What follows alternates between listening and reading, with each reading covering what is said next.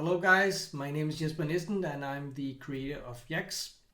Today is May the 4th of 2022 and this is a release video for the newest release that we just launched for YACSS.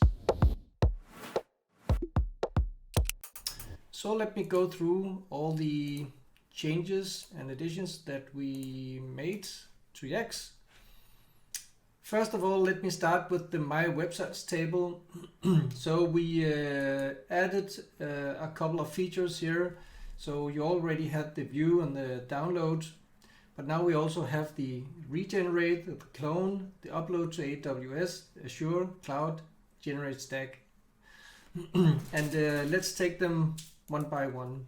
So let's, for example, take this website link building training. So if I click view, I can see what it looks like. It looks like this. And if I would like to edit the website, for example, if I made some spelling errors, I inserted some wrong keywords, then I would click regenerate. So I click regenerate, and I, for example, if I wrote link building training like this, you know, without the I, then I could go in and correct my error and then scroll down, and you can see that it actually saved all the content. It's scroll down and click regenerate, and now the site has been regenerated, all the 100 pages. So I go back to my websites and here it is. And then actually the other new features that we have now is from here I can upload to AWS, Azure or Google Cloud. So let me select this guy here. So I simply jump from the My Websites table over to Amazon, select clients, of course that's me, and select the buckets or create a new bucket. New bucket, May 4, 2022. Probably no bucket has that name. Click add. And it's selected, and simply click upload here. So in this way you can regenerate, you know, edits, and you can then select one of the 3 clouds that we have available currently and upload the website projects. And you can actually see another of the new features that we have for this website. You have the upload history now that's shown in the bottom here. So you can see the 2nd of May I uploaded it here, and also the 2nd of May I also uploaded it, and today is the 4th of May, of course. And when it's done uploading, then you know, as a third row will appear here. And let's wait to see when that happens. And now it's done, so you can see here the 4th of May, and you can see the URL, so I can just copy and go to the URL, and this is what it looks like. So it's the new bucket name that I just added. So you can also see yet another feature is that the download URLs, it's now possible to download a PDF file with all the URLs. So you can use this to copy all the URLs in an easy manner and insert them into your favorite indexing tool, or, you know, I don't know, upload it to Amazon, Google Cloud, whatever, and send links to it. And from this screen you can also choose to upload the same website project to Azure and Google Cloud. So yet another new feature. So let me go back to My Websites. Again, there is another button called clone, and clone is very, very handy, because if you have made a website, you know, you put all the company information into the builder, you know, there are a lot of fields, and you can just click clone here, and then you actually clone the project. It's a new project, but you actually retain all the old information. So you can see my schema type here, my company name, my email, my phone. All the information is here. So I'm, you know, if I can make instead of a stack mode of 100 pages, I can simply build one single page. Let's say it's to the same target, and I simply type SEO instead, and SEO Jesper Nielsen. So now I'm only building one page, and since I'm only building one page, I will not use, of course, the file upload. I'll just input the keywords myself, and also insert the content myself here. Keyword SEO, SEO Google, Google SEO keywords matter, Bing, Yahoo,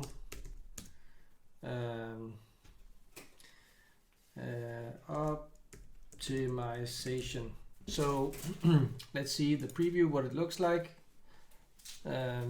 So this is what this will look like. That's a lot of content. I should maybe delete some of the content, because what it has done is that it has actually taken all of the content from the content file, which was quite large.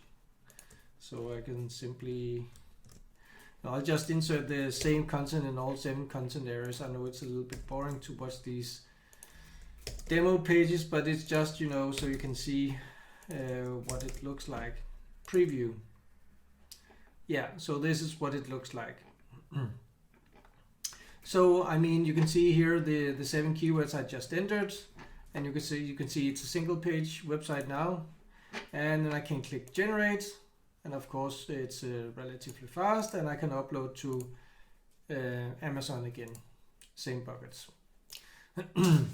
And I don't need to upload it now actually, because now I generated it. You can see the meta title here for the first page, and I can upload it to Amazon, Azure, or Google Cloud from here. So that was the news of the website table. So you can see that another very interesting menu point is called Generate Stack. And Stack is a brand new tool that we have. It's called the Stack Designer.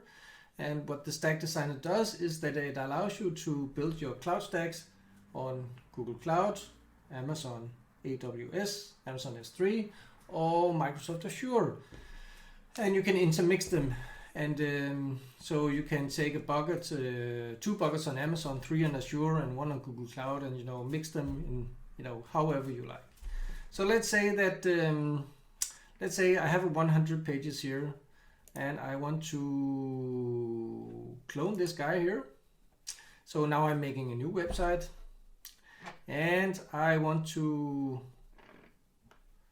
I want to generate. So I'm making I'm clicking clone, and I'm now generating, and it's and it's done now, and it's a brand new website. Of course, it's the same content as before, but it's a new project, and I'm now going to Stack Builder. So this is an entirely new screen here. So what you're seeing here is that you are now able to select buckets from Amazon, buckets from Microsoft Azure, and buckets from Google Cloud, in the order that you would like. So let me select my client, and this test client here, Jesper test. So of course I need to select my buckets. I think I just created a bucket with the new bucket. Yes, this is a new bucket I just created, right? Let me call it SEO. And so now I have the bucket name, it's called new bucket May, and then I have the directory called SEO, and click add to stack. And what you will then notice is that down here I added a bucket here. So let me show you again. I can create a new bucket called SEO optimization. No, directory, not a bucket, sorry for the confusion. And here it is, and click add to stack. So now I have 2. I have new bucket May /SEO, and then new bucket may /SEO optimization. So now these are the two buckets. So let me take from Azure. I think I need to select this guy here. Yes. Select the container. I have a lot of test containers. Yeah, let me make one called SEO here also, because I mean it's about SEO, right? So I click SEO, and the directory has been added, and I click Add to Stack. So you can see now I have 3 buckets, and let me just select one from Google Cloud, so you can see.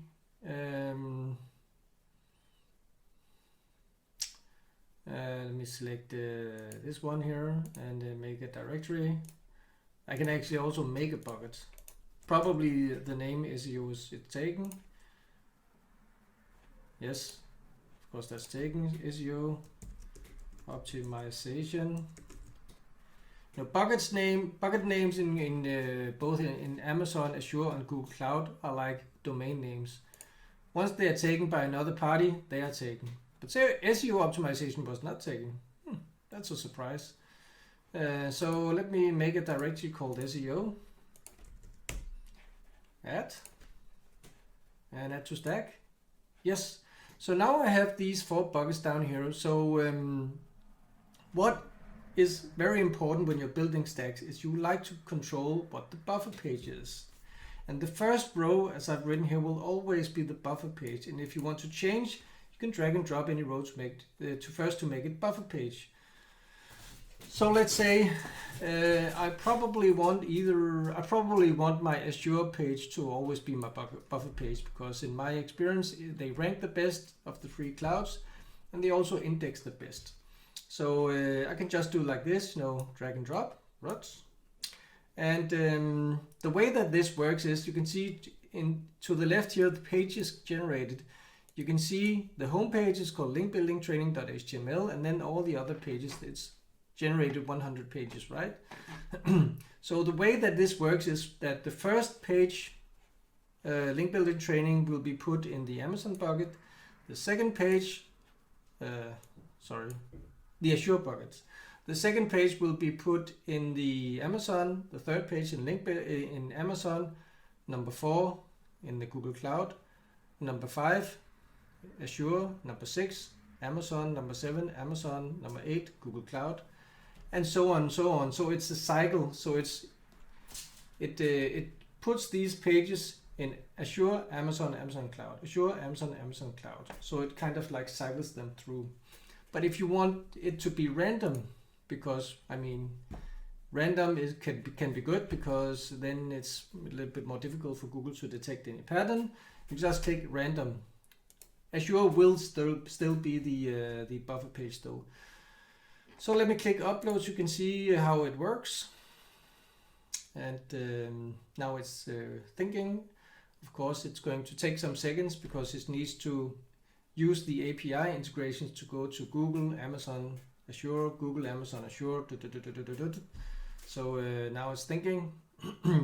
It's going to take 10-20 seconds, something like that. And because it's actually, it's putting a page on Microsoft Azure, and then it's taking that link, that URL in the second page that it's putting on Amazon, and then it's taking that link to put on the third page that is putting on Amazon also, and so forth and so forth and so forth. So that's why it's taking a little bit time, and it is probably almost done. Let us see when it will be done. When it will be done, I don't know. I will soon find out. So while we're waiting for this to upload, I can tell you that there's no upper limit to how many buckets that you can add to your stack. So you cannot add the same bucket 2 times to a stack. But there's no upper limit to how many times you can add a bucket to a stack. So it's just, you can just create the amount of or add the amount of buckets that you like. And it's actually a very good way to to add some keywords into your URLs, because, and now it's done, because what I have experienced is that it's a very good idea to add keywords into your buckets, because they go into the URL names and the directories also, and it helps. So let's see here, download PDF, and this is what it looks like. Oops, let me click on it. So this is on Windows.net, it's by Microsoft Azure, and then this is also on Windows, and it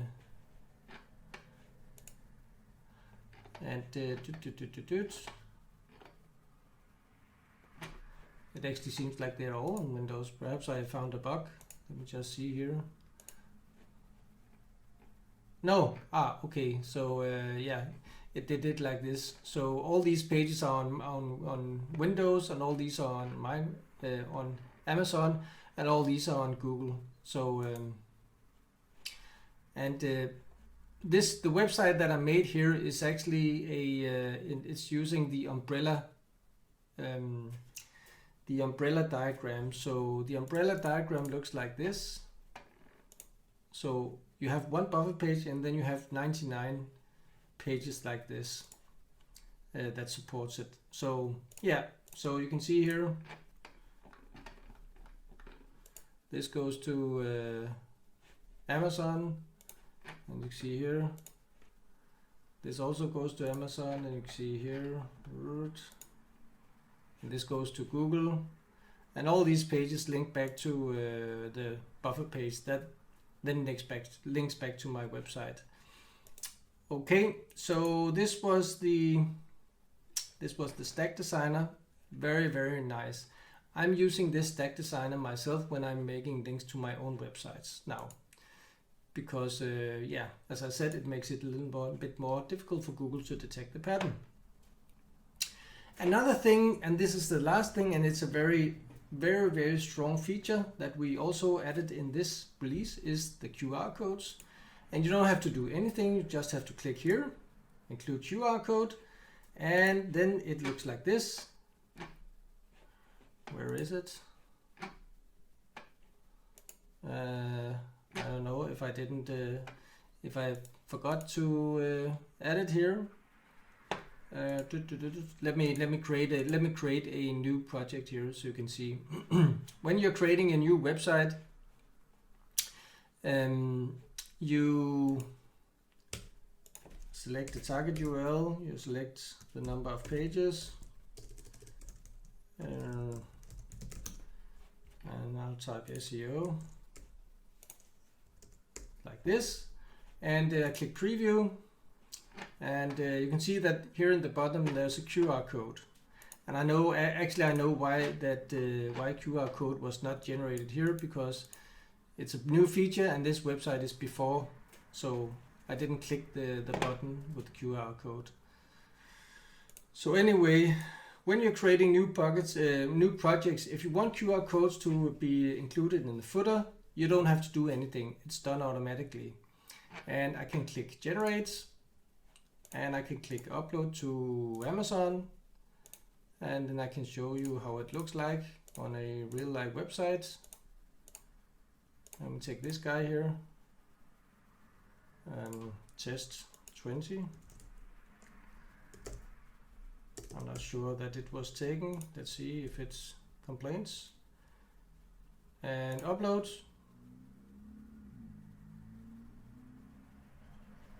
And now it's uploaded, so I can go to this URL, and I can now see the QR code in the footer. So if you take your mobile phone and scan this QR code from the screen, it actually goes to this URL. So it's all done automatically. And yeah, it's another. This is another little, SEO add-on that makes the pages more powerful and also helps with indexing. Actually, after I implemented this, I got a very decent jump in my projects and also a very, very decent indexing boost from my websites that I have created through YACSS. So there you have it, guys. These were the additions to the current release of YACSS. I hope you enjoyed the video. It was a little bit long, but take care. Reach out to me on Skype or Messenger or email if you have questions to this release. Thank you. Bye.